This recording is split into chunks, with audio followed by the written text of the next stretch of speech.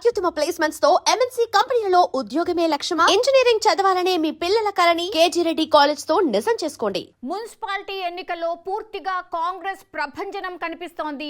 ఏ ఉమ్మడి జిల్లా తీసుకున్నా సరే కాంగ్రెస్ హవా పూర్తి స్థాయిలో కనిపిస్తోంది.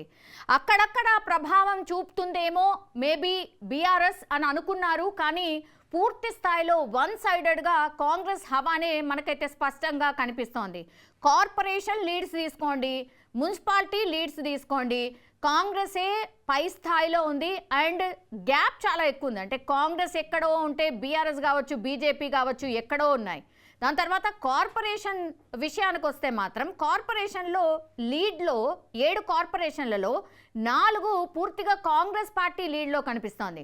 ఒకసారి నల్గొండ జిల్లా నందికొండ మున్సిపాలిటీకి సంబంధించిన పూర్తి స్థాయి రిజల్ట్స్ వచ్చేసాయి. ఇక్కడ కాంగ్రెస్ విజయకేతనం ఎగరవేసింది. నల్గొండ అనగానే కోమటిరెడ్డి బ్రదర్స్ అన్నీ తానే నడిపించారు కాబట్టి ఇక్కడ నందికొండ మున్సిపాలిటీని కూడా కాంగ్రెస్ కైవసం చేసుకుంది. ఇక్కడ 1వ వార్డులో యాకిడి నాగ మల్లేశ్వరి కాంగ్రెస్ గెలుపొందారు.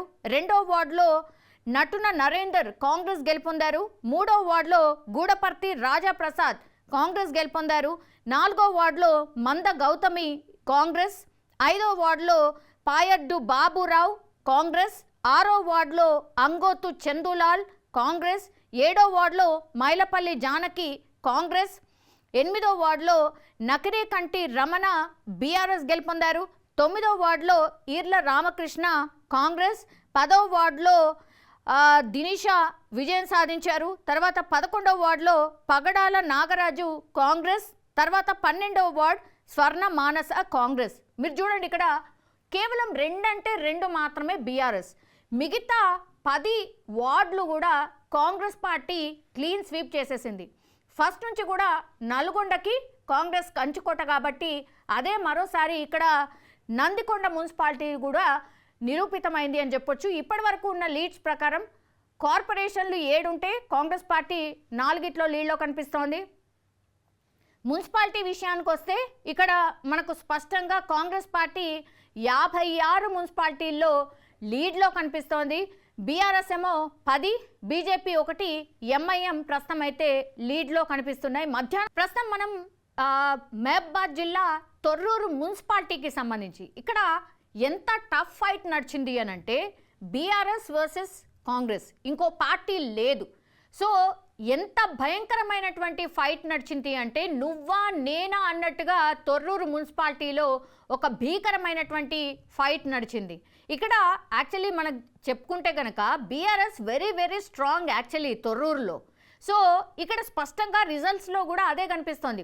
కొన్ని మున్సిపాలిటీస్లో వన్ సైడెడ్గా బీఆర్ఎస్ చాలా స్ట్రాంగ్గా ఫైట్ చేసినట్టు మనకైతే అర్థమవుతోంది. అందులో భాగంగానే తొర్రూరు అని కూడా చెప్పొచ్చు. సో తొర్రూరు మున్సిపాలిటీలో 1వ వార్డులో బీఆర్ఎస్ గెలుపొందింది, 2వ వార్డులో కాంగ్రెస్ గెలుపొందింది. ఇక్కడ అభ్యర్థులు ఎవరు గెలుపొందారు ఏంటి అనేది కూడా మనము అంటే పేర్లు ఇంకా రాలేదు. బట్ 3వ వార్డులో బీఆర్ఎస్ గెలుపొందింది 189 ఓట్స్ మెజార్టీతో. 4వ వార్డులో బీఆర్ఎస్ గెలుపొందింది, 5వ వార్డులో కాంగ్రెస్ గెలుపొందింది, 6వ వార్డులో కాంగ్రెస్, 7వ వార్డులో బీఆర్ఎస్, 8వ వార్డులో బీఆర్ఎస్, 9వ వార్డులో బీఆర్ఎస్ గెలుపు 13, కేవలం 13 ఓట్స్ మెజార్టీతో గెలుపొందింది బీఆర్ఎస్. 10వ వార్డులో కాంగ్రెస్ గెలిచింది 500 ఓట్ల మెజార్టీతో. 11వ వార్డులో బీఆర్ఎస్ గెలుపొందింది కేవలం 16 ఓట్ల మెజార్టీతో.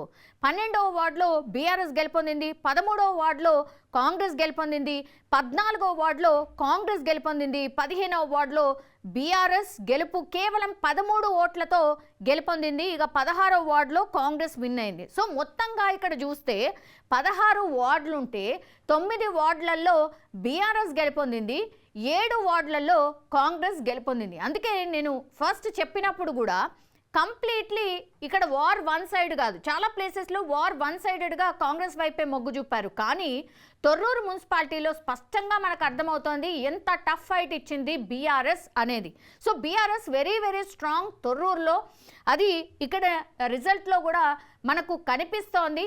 తొర్రూరు మున్సిపాలిటీ ఇప్పుడు బీఆర్ఎస్ కైవసం చేసుకున్నట్టు స్పష్టంగా మనకైతే అర్థమవుతోంది.